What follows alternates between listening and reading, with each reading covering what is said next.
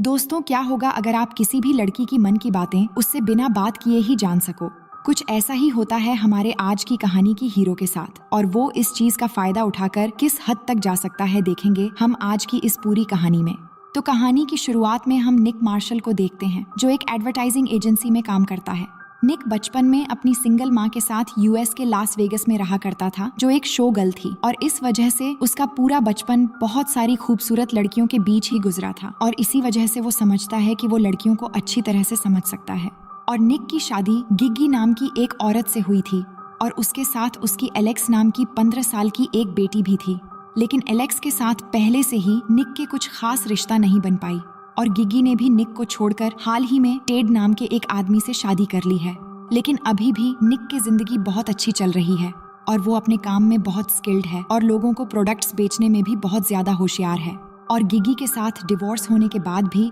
उसकी जिंदगी में बहुत सारी लड़कियां हैं, जिनमें से एक है उसकी क्रश लोला, जो कि एक कॉफी शॉप में काम करती है। हालांकि वो ये जानता है कि लड़कियों को पटाकर उन्हें अपने करीब कैसे लाना है, लेकिन खूबसूरत लड़कियों के मन में क्या चलता है इसके बारे में वो कुछ नहीं जानता। अब आगे हम देखते हैं कि निक अपने ऑफिस में जाता है, जहां आज उसका प्रमोशन होने वाला था। लेकिन उसके बॉस उसे बताते हैं कि आजकल अमेरिका में लड़कियां बहुत तेजी से हमारे एडवर्टाइज के प्रोडक्ट्स खरीद रही हैं, और मैंने डिसाइड कर लिया है कि कंपनी के क्रिएटिव डायरेक्टर की पोस्ट में एक लड़की को दूंगा, जिसका नाम डार्सी है, और वो बहुत स्मार्ट है, और हम जो काम करते हैं उसके बारे में सबसे बेहतर लड़कियों को ही पता होगा। और मुझे लगता है कि इस पोस्ट में एक लड़की को रखना बहुत ही अच्छा डिसीजन होगा। अब बॉस की ये सब बातें सुनने के बाद निक को बहुत बुरा लगता है, क्योंकि उसे लगता था कि इस पोस्ट के लिए वो ही सबसे बेहतर है। फिर आगे हम देखते हैं कि गिग्गी अपनी शादी के रिसेप्शन में निक को भी इनवाइट करती है, और उसे कहती है कि वो अपने नए पति के साथ 2 हफ्तों के लिए हनीमून पर जा रही है,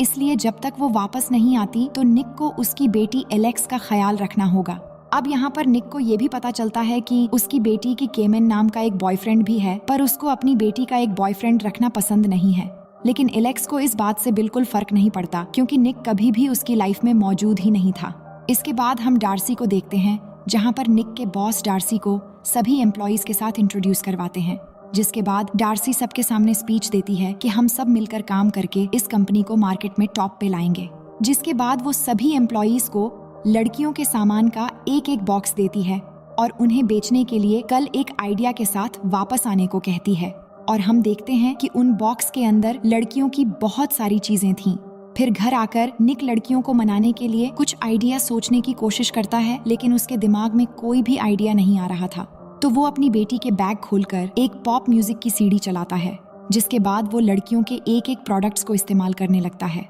और ऐसा करते करते जैसे ही वो एक ब्रा पहनने लगता है, तभी वहाँ पर एलेक्स अपनी बॉयफ्रेंड के साथ आ जाती है। अब अपने बाप की ऐसी हालत देखते हुए वो शर्मिंदा होकर अपने बॉयफ्रेंड को वापस घर भेज देती है। इसके बाद निक अपनी बेटी को समझाने की कोशिश करता है कि मैं कुछ एक्सपेरिमेंट करने के लिए ऐसा कर रहा था, लेकिन उसकी बेटी उसे भला बुरा कहकर अपने रूम में चली जाती है। अब निक अपनी एड कंपनी के लिए आइडिया सोच ही रहा था कि उसी दौरान वो एक हेयर ड्रायर उठाकर उससे खेलने लगता है, लेकिन तभी अचानक वो फिसल जाता है और उस हेयर ड्रायर को पकड़े हुए सीधा बाथटब में गिर जाता है, जिससे उसे करंट के झटके लगने लगते हैं, और वहीं पर गिरकर वो बेहोश हो जाता है। फिर अगली सुबह निक की नौकरानी कमरे की सफाई के लिए उसे जगाती है, और कमरे में फैलाई हुई गंदगी को देखकर वो सोचने लगती है कि ये लड़कियों के सामान के साथ क्या कर रहा था। तभी निक उसे कहता है कि मैं सिर्फ कुछ एक्सपेरिमेंट कर रहा था। तभी नौकरानी कहती है कि लेकिन मैंने तो तुम्हें कुछ कहा ही नहीं। फिर वो नौकरानी सोचती है कि आज तो मैं अपने बॉयफ्रेंड के साथ डेट पर जाऊंगी,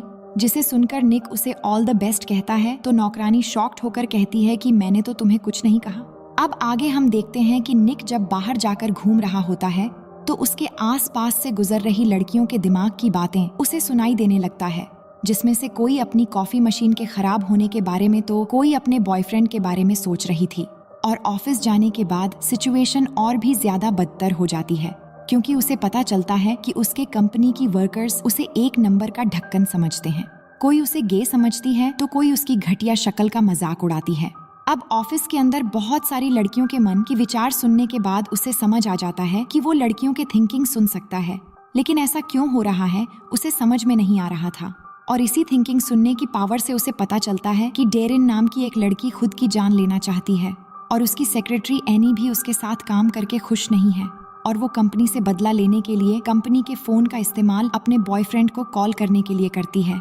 अब निक लड़कियों के थिंकिंग सुनकर एकदम बोर हो जाता है और वो टेलीफोन डायरेक्टरी में से किसी डॉक्टर का नंबर ढूंढने लगता है, लेकिन तभी उसका एक वर्कर आकर उसे मीटिंग में ले जाता है। और फिर मीटिंग में जाने के बाद वहाँ कंपनी की बहुत सारे मेंबर्स के साथ डार्सी भी होती है। तो निक डार्सी को इम्प्रेस करने के लिए अपनी पावर का इस्तेमाल करता है और उसे बताने लगता है कि लड़कियों को क्या क्या पसंद है। इसके बाद जब निक ऑफिस से अपने घर आता है तो वो अपनी बेटी को उसके बॉयफ्रेंड के साथ रोमांस करते हुए देख लेता है और ये सब देखकर वो गुस्सा हो जाता है और उसके बॉयफ्रेंड को वहाँ से भगा देता है। इसी दौरान उसकी बेटी का भी दिमाग खराब हो जाता है और वो अपने बाप को उल्टा सीधा बोलने लगती है। इसके बाद हम देखते हैं कि निक अब उन लड़कियों की थिंकिंग सुनकर परेशान हो चुका था जो उसके बारे में सिर्फ बुरी बातें ही बोल रही थीं। इसलिए वो फिर से उसी हेयर ड्रायर को लेकर बाहर बारिश में जाता है ताकि शॉक लगने से वो फिर से नॉर्मल हो जाए, लेकिन ऐसा नहीं होता। फिर अगले दिन निक एक थेरेपिस्ट के पास जाता है जो निक की बातें सुनकर पहले तो उस पर विश्वास नहीं करती,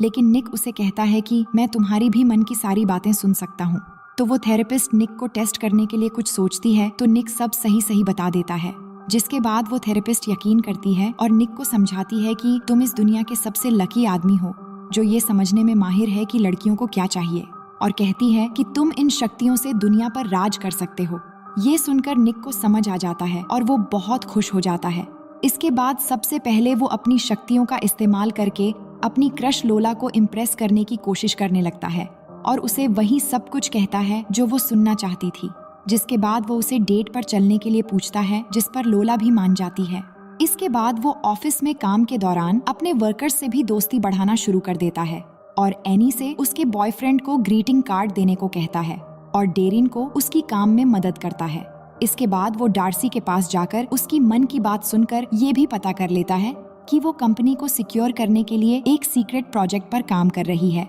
अब यहाँ उनके बीच काफी देर बातचीत होती है, जिसके दौरान डार्सी को पता चलता है कि निक की एक बेटी है और वो प्रॉम जाने वाली है। अब डार्सी जानती थी कि प्रॉम ड्रेस लड़कियों के लिए कितनी खुशी की बात है, इसलिए वो निक को उसकी मदद करने के लिए कहती है। फिर घर लौटने के बाद निक अपनी बेटी को देखता है जो कि अपनी 2 सहेलियों के साथ प्रॉम पर जाने के बारे में बातें कर रही थीं। तो निक सबको हेलो कहता है, लेकिन एलेक्स की फ्रेंड्स शुरू में मन ही मन निक को एक खड़ूस बाप होने की वजह से नफरत करने लगती है, लेकिन तभी निक एलेक्स को उसकी प्रॉम ड्रेस की खरीदारी का ऑफर देकर तुरंत उसकी सहेलियों के सामने एक अच्छा बाप बन जाता है, जिसके साथ ही वो ज्यादा ओवर रिएक्ट करने के लिए उससे माफी भी मांगता है। इसके बाद निक लोला को अपने साथ डेट पर ले जाता है और अपनी पावर का इस्तेमाल करके वो इस डेट को उसके लिए सबसे अच्छी और खास डेट बना देता है। इसके बाद जब वो दोनों गुलू करने के लिए लोला के घर पर जाते हैं तो शुरुआत में निक अच्छे से नहीं कर पाता, इसलिए लोला सही से ना करने की वजह से उसे अपने मन में गालियां देने लगती है।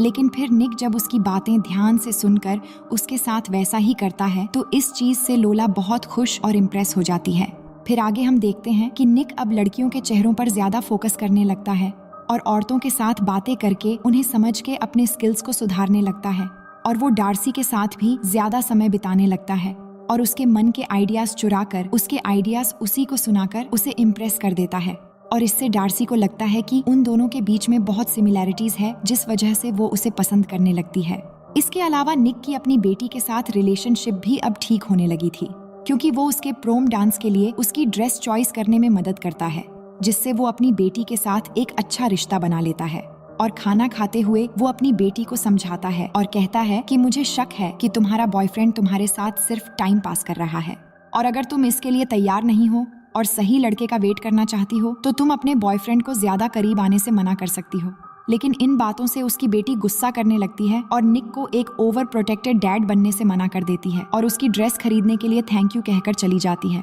इसके बाद हम देखते हैं कि जब निक डार्सी के साथ होता है तो डार्सी अपने एक्स हस्बैंड के बारे में निक को बताने लगती है और इसी दौरान निक उसकी मन की बातें भी सुनता है और उसे समझ आता है कि डार्सी की पास्ट बहुत दुख से गुजरी है। फिर दोनों धीरे धीरे करीब होने लगते हैं और एक दूसरे को किस करते हैं, लेकिन अब डार्सी के साथ ज्यादा समय बिताने से वो उससे प्यार करने लगता है और उसे ये रियलाइज भी होने लगता है कि वो तो डार्सी के साथ अब तक उसकी मन की बातें सुनकर चीटिंग कर रहा था। फिर डार्सी के जाने के बाद वो देखता है कि वहाँ पर लोला बाहर से उन्हें देख रही थी, तो लोला उस पर गुस्सा होने लगती है और कहती है कि उसका दिल टूट चुका है क्योंकि उस रात के बाद निक उससे आज तक नहीं मिला। अब निक को ये सुनकर बहुत बुरा लगता है और उससे पीछा छुड़ाने के लिए वो उसे कह देता है कि वो एक गे है और अगर वो ठीक होता तो वो जरूर उससे शादी कर लेता। अब ये सुनकर लोला को थोड़ा अजीब फील होता है, लेकिन निक की बात पर यकीन कर लेती है, जिसके बाद वहाँ से चली जाती है। अब प्रेजेंटेशन के दिन निक को डार्सी के आइडियाज चुराने की वजह से गिल्टी फील हो रहा था, इसलिए वो उसे ही उस प्रेजेंटेशन को पिच करने के लिए कहता है, लेकिन डार्सी उसे मना कर देती है और कहती है कि ये आइडिया तुम्हारा है, इसलिए प्रेजेंटेशन तुम्हें ही देनी चाहिए। फिर मीटिंग से पहले निक डेरिन को देखता है, जिससे उसे पता चलता है कि पिछले कुछ दिनों से वो खुदकुशी करने के बारे में जो सोच रही थी, इन सब की वजह निक ही था, क्योंकि निक ने ही उसको पिछले 2 सालों से सिर्फ एक ही पोजीशन पर रखा हुआ था। इसके बाद निक अपनी प्रेजेंटेशन दिखाकर सभी बोर्ड मेंबर्स को इम्प्रेस कर लेता है, जिससे वो अपनी कंपनी के लिए इस कॉन्टेस्ट को जीत जाता है। अब इसका सारा क्रेडिट निक को मिलता है, लेकिन जो वो डार्सी के साथ चीटिंग कर रहा था, इससे उसे खुद में ही बहुत बुरा फील हो रहा था। इसलिए वो डार्सी को सॉरी कहने के लिए उसे एक लेटर भी लिखने लगता है, पर तभी डार्सी वहाँ पर आ जाती है और उसे अपने साथ उसके नए खरीदे हुए घर में ले जाती है और निक को दिखाने लगती है, और इस तरह दोनों धीरे धीरे बहुत करीब हो जाते हैं और यहाँ कुछ खूबसूरत पल एक दूसरे के साथ बिताते हैं। फिर अगले दिन निक अपने बॉस से मिलता है, जहाँ पर उसे पता चलता है कि उसके बॉस ने निक को क्रिएटिव डायरेक्टर की पोस्ट पर प्रमोट कर दिया है और डार्सी को काम से निकाल दिया है, क्योंकि बॉस को लगता है कि डार्सी ने पूरी मीटिंग में अपना मुंह तक नहीं खोला। लेकिन ये सुनकर निक को और भी बुरा लगता है और वो अपने बॉस से कहता है कि इस प्रेजेंटेशन का पूरा आइडिया डार्सी का ही था और वो उसे डार्सी को काम पर वापस रखने के लिए कहता है। इसके बाद वो खुद डार्सी को ढूंढने के लिए वहाँ से जाने लगता है। तभी उसे पता चलता है कि डेरिन जो खुदकुशी करने वाली थी, वो आज काम पर नहीं आई है, जिससे वो डर जाता है और डेरिन को देखने के लिए उसके घर जाने लगता है। लेकिन रास्ते में चलते हुए निक बिजली के खंभों पर बारिश की वजह से एक धमाका होते हुए देखता है, जो सीधा आकर उस पर लगता है, पर उसे कुछ नहीं होता। फिर डेरिन के घर पहुंचने के बाद उसे वहां पर एक सुसाइड लेटर मिलता है, लेकिन तभी वो देखता है कि डेरिन अभी भी यहीं पर है, जिसके बाद अपनी गलती को सुधारने के लिए वो डेरिन से कहता है कि वो उसे प्रमोट कर रहा है, जिससे वो बहुत खुश हो जाती है। लेकिन डेरिन से और बातें करते हुए निक को पता चलता है कि अब वो उसके मन की बातें नहीं सुन पा रहा है। इसका मतलब कि उस बिजली के धमाके की वजह से वो फिर से नॉर्मल हो गया है। इसके बाद वो डार्सी के घर जाता है तो उसकी घर बंद होती है, जिससे उसे लगता है कि वो घर पर नहीं है, इसलिए वो घर के बाहर से ही डार्सी को वॉइस मैसेज करके वहाँ से चला आता है। इसके बाद हम देखते हैं कि निक को गिगी का फोन आता है, जो उसे बताती है कि एलेक्स उसे कहीं पर भी मिल नहीं रही। तो निक परेशान होकर सीधा प्रोम में पहुंच जाता है और उसे ढूंढने लगता है, जिसके बाद एलेक्स उसे वहाँ के एक वॉशरूम में रोती हुई मिलती है। निक उसे पूछता है कि क्या हुआ, जिस पर वो कहती है कि मेरे बॉयफ्रेंड ने मुझसे ब्रेकअप कर लिया और मुझे छोड़कर चला गया है। तो निक उसे कहता है कि मुझे अपनी बेटी पर बहुत गर्व है, और इस तरह काफी देर समझाने के बाद वो निक की ये बातें सुनकर खुश हो जाती है और रोना बंद करके वॉशरूम से बाहर आती है, और बाहर आकर पहली बार निक को पापा कहकर बुलाती है और कहती है कि मुझे घर ले चलो पापा। और अगले सीन में हम देखते हैं कि निक अपनी बेटी को प्यार से सुला रहा है। इसके बाद वो आधी रात को फिर से डार्सी के घर जाता है और इस बार वो उसे घर पर मिल जाती है, और अब निक उसे सारी सच्चाई बता देता है कि वो किस तरह से लड़कियों की मन की बातें सुन सकता था, और इसी पावर का इस्तेमाल करके उसने उसके आइडियाज को भी चुरा लिया था, क्योंकि उसे कंपनी में प्रमोशन चाहिए था। इसके साथ ही वो अपने दिल की फीलिंग भी शेयर कर देता है और कहता है कि मैंने अपने पावर का झूठा सहारा जरूर लिया था, लेकिन इस वजह से मैं तुमसे सच्चा प्यार भी करने लगा हूँ। ये सब कहने के बाद निक वहाँ से जाने लगता है, लेकिन तभी डार्सी उसे रोक लेती है और कहती है कि मैंने तुम्हें माफ कर दिया और मैं भी तुम्हें पसंद करती हूँ। इसके बाद वो दोनों एक दूसरे को किस करने लगते हैं, और इसी के साथ ये कहानी यहीं पर खत्म हो जाती है। तो दोस्तों, कहानी पसंद आई तो वीडियो को लाइक करके चैनल को सब्सक्राइब कर लेना, और हम मिलते हैं आपसे एक और मज़ेदार कहानी के साथ।